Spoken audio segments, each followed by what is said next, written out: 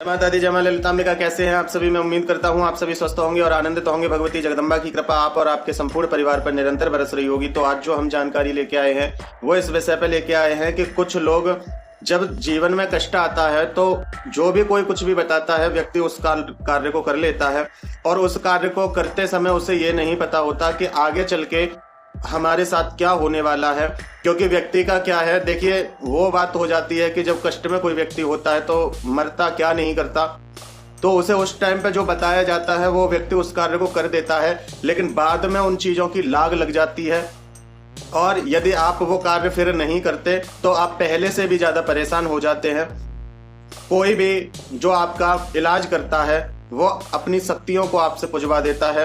अब वो शक्ति सात्विक है तो ठीक है, लेकिन यदि उसमें तामसिक शक्ति है तो वो तामसिक शक्ति को जब आप पूजते हो तो वो आपके घर की पूज्यमान शक्ति हो जाती है। और कभी कभी इतनी नकारात्मक शक्ति होती है वो कि वो आपके घर के देवी देवताओं को भी अपने स्थान से हटा देती है। आपके घर के देवी देवता भी आपके घर को छोड़ के चले जाते हैं। तो देखिए बहुत सारी बातें हैं, कुछ लोगों के साथ ऐसा हो भी रहा होगा कि जिन्होंने जाने अनजाने में ऐसी शक्तियों को पूज दिया जिसकी वजह से आज उनके जीवन में पहले से ज्यादा परेशानी है। तो आज इस वीडियो में हम इन सब टॉपिकों को कवर करेंगे और साथ ही इस चीज से निकलने का समाधान भी बताएंगे। तो वीडियो में अंत तक बने रहें, स्किप ना करें, क्योंकि स्किप करके देखेंगे तो आपकी कुछ समझ में नहीं आएगा और यदि आप गलती करोगे तो उसके जिम्मेदार आप स्वयं हैं, उसमें मैं कुछ नहीं कर सकता। इसलिए वीडियो को पूरा देखें और जिस प्रकार से जो भी बताया जाए उसी प्रकार से उस कार्य को करें। जानकारी पसंद आए तो एक लाइक अवश्य कर दें, जिससे मुझे मोटिवेशन मिलता है आपके लिए अच्छी अच्छी बातें बताने के लिए, आपके लिए अच्छी अच्छी जानकारी लाने के लिए मुझे मोटिवेशन मिलता है। कमेंट में जय माता दी लिखें, कम से कम एक माँ का जयकारा तो लगा दिया करें। और चैनल पर पहली बार आए हैं तो चैनल को सब्सक्राइब कर लें। तो आइए वीडियो शुरू करते हैं। देखिए क्या होता है जब आपके जीवन में कोई परेशानी आती है और सबसे बड़ी बात देखिए 90% लोगों के घर में कोई दिक्कत कोई परेशानी नहीं होती, केवल उनका वहम होता है और कुछ लोगों द्वारा उनके दिमाग में जो बातें भरी जाती हैं वो होती हैं। केवल और केवल 10% लोगों के घर में इस प्रकार की क्रियाएं होती हैं। लेकिन वही बात है कि आप डॉक्टर के पास जाओ तो वो कोई ना कोई आपके लिए बीमारी निकाल देगा, चाहे आप फिट हो, आप स्वस्थ हो, लेकिन फिर भी वो निकाल देगा। आप किसी तांत्रिक के पास जाओ तो वो आपको भूत प्रेत चुड़ैल क्रिया तंत्र सब कुछ उसमें से जो उसको सही लगेगा, जो आपको दिमाग में भरने लायक है, वो आपको बताएगा और आप फिर उसी कार्य को करेंगे। और वो अपनी किसी भी एक शक्ति को आपके साथ भेजेगा, चाहे वो ताबीज के माध्यम से भेजे, चाहे भभूति के माध्यम से भेजे, या कोई जल पड़ के दे, या फिर कोई और क्रिया बताए। तो वो इस तरीके से उस शक्ति को आपके घर में स्थापित करता है। लेकिन ये सही है, गलत भी नहीं है, क्योंकि अगर किसी का कार्य करना है तो वहां शक्ति तो भेजनी पड़ेगी, तभी कोई कार्य हो सकता है। लेकिन होता क्या है कि 10% तो ऐसे हैं जो आपका भला करने के लिए बैठे हैं, लेकिन 90% ऐसे हैं जो अपनी जेबें भरने के लिए बैठे हैं। वो उस शक्ति को आपके ही घर में पूज्यमान करा देते हैं। आप जब तक भोग प्रसाद देते हैं वो शक्ति आपका कहना मानती है, आपका कार्य करती है, आपके घर में शांति और बरकत देती है। लेकिन जैसे ही आप उसको भोग देना बंद करते हैं या उस तांत्रिक की जेब हल्की होती है तो वो अपनी तरफ से भोग दे के उसी शक्ति द्वारा आपको परेशान करवा दिया जाता है और आप जाते हैं। फिर वो तांत्रिक कहता है कि अब किसी ने दोबारा आपके ऊपर किया है, पहले वाला तो मैंने काट दिया। तो ऐसे करके आप उनके जाल में फंसते ही चले जाते हो, लाखों रुपए बर्बाद कर देते हो, लेकिन समाधान नहीं मिलता। और समाधान यदि मिले भी तो वो पूर्ण समाधान नहीं हो पाता, क्योंकि दूसरे व्यक्ति की शक्ति है वो। पहले तो वो शक्ति है, शक्ति को कभी नष्ट नहीं किया जा सकता, चाहे वो नेगेटिव हो चाहे पॉजिटिव हो। तो वो शक्ति है, उसको खंडित नहीं किया जाता, उसको नष्ट नहीं कर सकते। उसका तो केवल हम स्थान परिवर्तन कर सकते हैं, उसकी हम जगह बदल सकते हैं।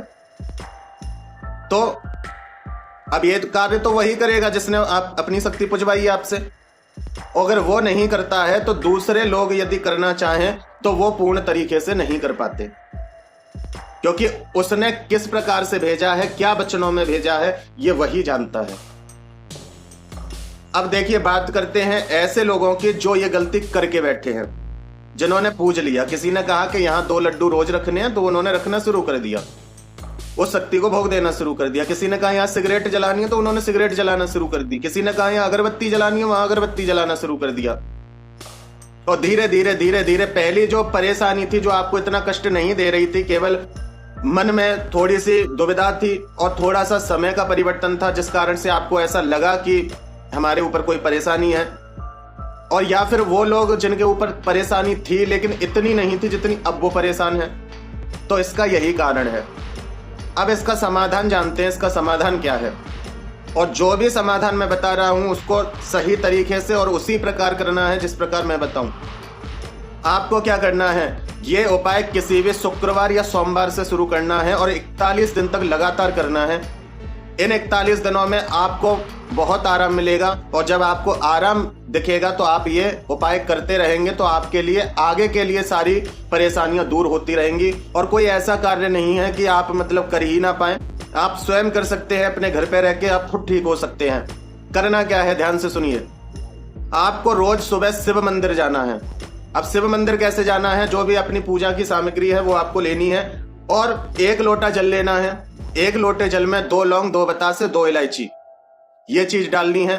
थोड़ा सा गंगा जल, थोड़ा सा कच्चा दूध, ये चीज डाल करके आप अपने पूरे घर में से उस लोटे को, जल का जो लोटा है उस जल के लोटे को पूरे घर से घुमाइए और अपने घर के परिवार के सभी सदस्यों के ऊपर से 7-7 बार उस लोटे को बारिए और भगवान शिव से प्रार्थना कीजिए कि हे प्रभु, हे भगवान शिव, मेरे इष्ट के अलावा, मेरे कुल देवी कुल देवताओं के अलावा, मेरे पितरों के अलावा यदि कोई अन्य शक्ति घर में विद्यमान है जो मेरे कुल के अनुकूल नहीं है, जो किसी और की शक्ति है लेकिन गलती बस हमसे पूज गई है, तो हे प्रभु भगवान शिव, आप आदि गुरु हैं, मैं आपको उस शक्ति को समर्पित करता हूं। मेरे घर में से वह शक्ति इस जल में आए और इसको आप ग्रहण करें।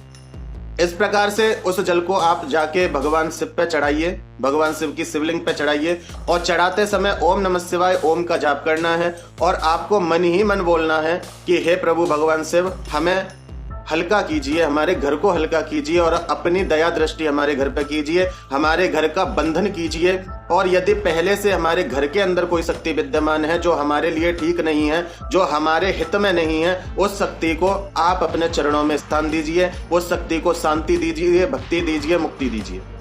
इस प्रकार से आप प्रार्थना कीजिए। और जब शिवलिंग से होते हुए जलेरी द्वारा, जब जो शिवलिंग के नीचे इस प्रकार से माँ पार्वती के हस्तकमल होते हैं, जो इस तरह से जलेरी बनी होती है, उस जलेरी से जो जल टपके उसको अपने एक पात्र में इकट्ठा करते जाएं। पात्र में इकट्ठा करने के बाद उस जल को, पूरा जल नहीं लाना, थोड़ा सा जल लेके आना है जिससे अपने घर में आप छिड़क सको उसको। उस जल को लाके सबसे पहले अपने घर की चौखट पे उस जल को दोनों कोने पे चढ़ाना है और कहना है कि बाबा, ये घर आपकी रक्षा में है, आपके होते हुए इस घर में कोई अन्य शक्ति प्रवेश नहीं कर सकती, मेरा पूर्ण विश्वास है। और उस जल को जो बच गया है उसको अपने पूरे घर में छिड़के और अपने घर के सभी सदस्यों को थोड़ा थोड़ा उसमें से पीने के लिए आप दे सकते हैं। ये आपको सुबह करना है रोज। अब शाम को सुनिए, शाम को क्या करना है, रात्रि 8 बजे के बाद आपको एक कार्य करना है। आपको अपने घर में एक छोटा सा हवन करना है और उस हवन में सबसे पहले, यदि आपके गुरु हैं तो आपको गुरु मंत्र की एक माला करनी है। यदि आपके गुरु नहीं हैं तो भगवान शिव का पूजन करके आप उनसे प्रार्थना कर सकते हैं कि हे प्रभु, हे भगवान शिव, मेरे इस यज्ञ भाग को, मेरे इस हवन को केवल और केवल माँ भगवती ही ग्रहण करें। चाहे वो अपने किसी भी स्वरूप में ग्रहण करें, लेकिन माँ भगवती ही ग्रहण करें और मेरी परेशानी को दूर करें। फिर आपको गणपति पूजन करना है। गणपति पूजन के बाद भैरव पूजन, हनुमान जी का पूजन, उसके बाद आपको माँ का पूजन करना है। अब देखिए, पूजन का मतलब ये नहीं कि आप सारी सामग्री लेके बैठिए, क्योंकि एक दिन तो करना नहीं है। अब आप रोज इतना नहीं कर पाएंगे क्योंकि आप पहले से ही परेशान हैं, तो मैं समझ सकता हूं कि आप इतना नहीं कर पाएंगे। तो आपको केवल याद कर लेना है, गणेश जी को याद कीजिए, भगवान शिव को याद कीजिए, भैरव जी और हनुमान जी महाराज को याद कीजिए। फिर आप माँ का ध्यान कीजिए। जिस भी माँ के रूप में आपकी आस्था है उसी स्वरूप को ध्यान कीजिए। लेकिन आप संकट से ग्रस्त हैं, इसलिए मैं कहूंगा या तो आप माँ दुर्गा का ध्यान करें या आप माँ काली का ध्यान करें, क्योंकि ये आपको उन संकटों से छुटकारा दिलाएंगी। अब करना क्या है, ध्यान से सुनिए। एक कपूर पे दीपक में से अग्नि लेनी है और माँ से प्रार्थना करनी है कि हे माँ, मैं आपका आवाहन करता हूँ। माँ, इस हवन कुंड में आप उपस्थित होइए और भोग स्वीकार कीजिए। इस प्रकार से आपको अग्नि जला लेनी है।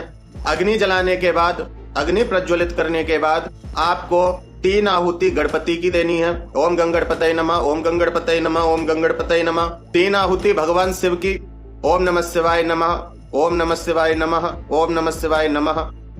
3 आहुति ओम नमो भगवते वासुदेवाय नमः। इस प्रकार से 3 आहुति भैरव जी की। ओम बम बटुक भैरवाय नमः, ओम बम बटुक भैरवाय नमः, ओम बम बटुक भैरवाय नमः। 3 आहुति आपको हनुमान जी की देनी है। ओम हम हनुमते रुद्रात्मकाय हुम फट ओम, ओम हम हनुमते रुद्रात्मकाय हुम फट ओम, ओम हम हनुमते रुद्रात्मकाय हुम फट ओम। इस प्रकार 3 आहुति आपको हनुमान जी की देनी है। उसके बाद आपको अपने गुरु की आहुति देनी है। ओम गम गुरुवे नमः, या आपके पास गुरु मंत्र है तो उससे भी आप दे सकते हैं। उसके बाद आप माँ की आहुति देंगे, भगवती को आहुति देंगे। भगवती को आहुति आप नरवाण मंत्र से देंगे। ओम ऐं ह्रीं क्लीं चामुंडाय विच्चे। इस प्रकार से आप उनको 5 बार आहुति देंगे। तो ये स्वाहा नहीं लगानी है, ये भोग है। फिर उसके बाद आपको हवन प्रारंभ करना है। अब देखिए, बहुत से लोगों को कंफ्यूजन होगी कि हवन और भोग में कैसे। तो देखिए, भोग में जब आप भोग दोगे तब आपको स्वाहा नहीं बोलनी है, और जब आहुति देंगे तब आपको स्वाहा साथ में बोलना है। जैसे भोग दिया ओम गंगणपतये नमः, बस। आहुति में ओम गंगणपतये नमः स्वाहा, इस प्रकार से। तो ऐसे आप भोग दे लेंगे, फिर आप आहुति देंगे उसी प्रकार से जिस प्रकार से भोग दिया है, बस उसमें स्वाहा आपको ऐड करना है।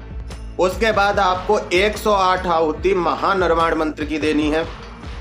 ओम ऐं ह्रीं क्लीं चामुंडाय विच्चे, ओम ग्लौम हूं क्लीं जूम सह ज्वालाय ज्वालाय ज्वल ज्वल प्रज्वल प्रज्वल, ऐं ह्रीं क्लीं चामुंडाय विच्चे, ज्वल हम सम लम छम फट स्वाहा। ये महानरवाण मंत्र है। इसकी आपको 108 आहुतियां देनी है। और हर आहुति को छोड़ते समय अपने दिमाग में, अपने मस्तिष्क में सोचना है कि माँ मेरे घर की सभी परेशानियों को खींच रही हैं और इस यज्ञ में भस्म कर रही हैं। फिर ये 108 आहुति देने के बाद आपको 1 आहुति और देनी है। सर्वेभ्यो देवेभ्यो नमः स्वाहा, जिसमें सभी देवी देवता, जो 33 कोट के देवी देवता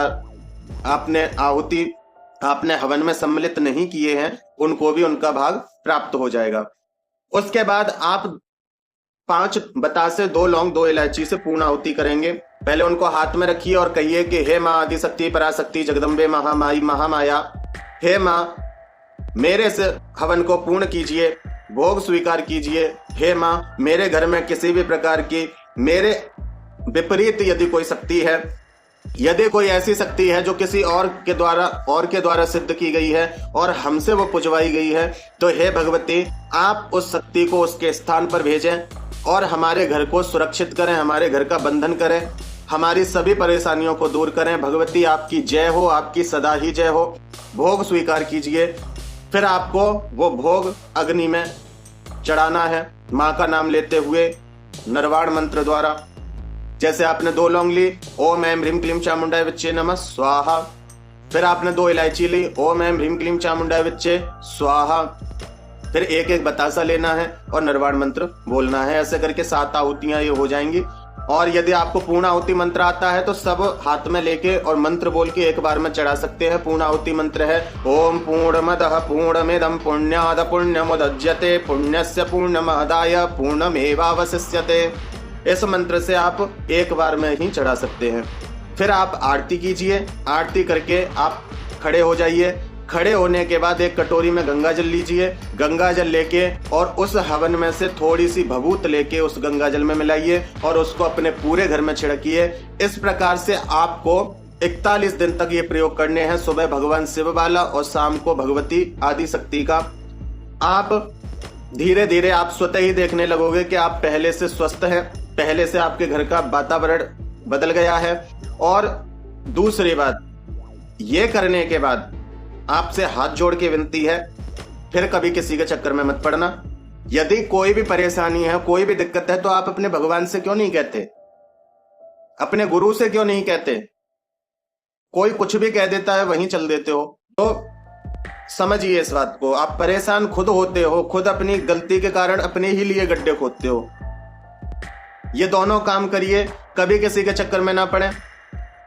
हफ्ते में एक बार अपने घर हवन करते रहें, और जो व्यक्ति हफ्ते में एक बार हवन करता है या प्रतिदिन हवन करता है या महीने में भी एक बार हवन करता है, उसके घर में किसी भी प्रकार की नकारात्मकता प्रवेश नहीं करती। यदि वो हाथ जोड़ के हवन के आगे प्रार्थना करता है, जिस भी भगवान की उसने भक्ति की है, उनको जिस भी भगवान के लिए वो हवन किया गया है, अगर उनसे प्रार्थना करते हो, उनके गणों से प्रार्थना करते हो, उनकी योगिनियों से प्रार्थना करते हो, तो उसी क्षण वो सभी आपके घर की उस नकारात्मकता को बांधकर अपने साथ ले जाते हैं।